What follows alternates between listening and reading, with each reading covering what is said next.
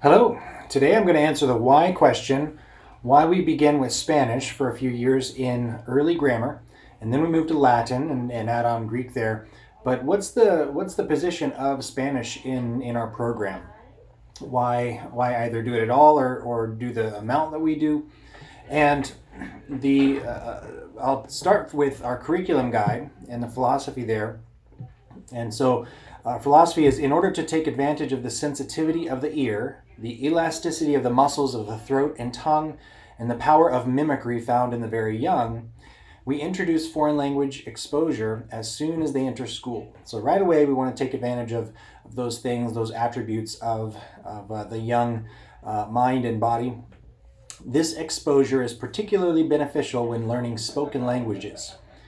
We introduce Spanish in grades K to 2, but in order to avoid any confusion with English phonics in these grades, our Spanish studies focus solely on the first two stages of natural language acquisition, listening and speaking, using the Gowan series method. So we don't get too far into writing things or putting things down that way, but simply the act of listening and speaking.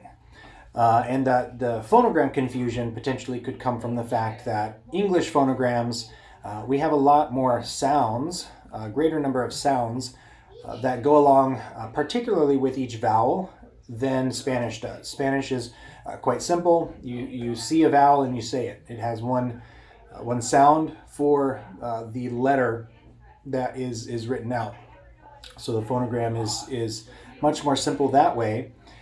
Whereas when they're learning the English sounds, they have three, four, five different sounds that could accompany one particular phonogram.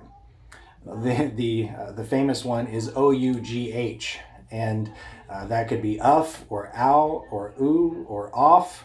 I think there are several more. There's a famous I Love Lucy skit there around that, and Ricky trying to learn all of the intricacies of English language there.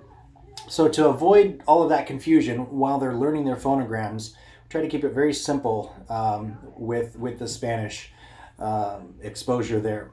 A little bit more of the Gowan series. This was intended to move students from listening to speaking, and it's a way of learning a new language. So it's something that would be done as you already have one language and you're moving to another. And it was developed in the 19th century. And what you have this series is you have 6 to 8 relatively short statements that describe a logical series of actions. So you're going to take them through their day, getting ready for school, and you'd have a series of actions for that. Or getting ready for Thanksgiving, you'd have a series of statements in that.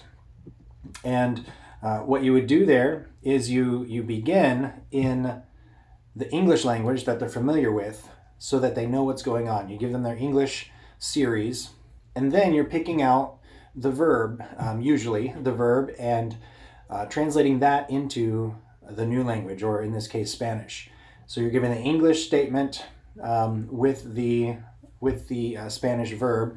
Accompanying this is an action. So I put on my backpack. So you're getting them tying these things together, all these threads of meaning in their mind. So they're doing these actions, they're learning the meaning in English, then they're beginning to add in the Spanish, and eventually you give them the whole phrase in Spanish. So they work through that progression, and it helps them to begin to hear those different sounds to take advantage in those younger grades.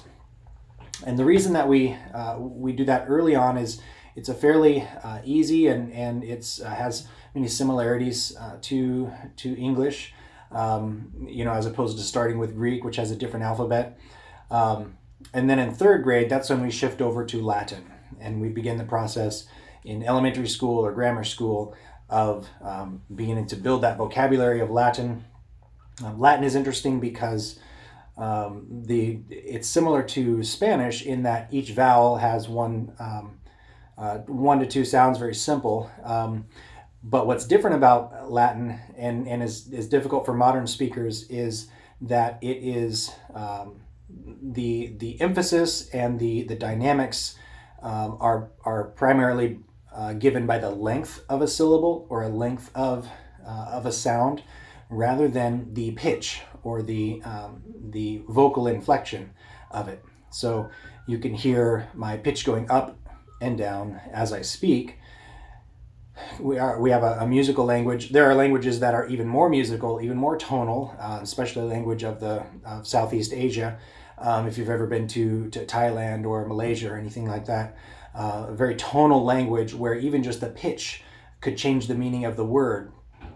And Latin goes the other way, and it's more of the length. And so you have longer sounds and shorter sounds.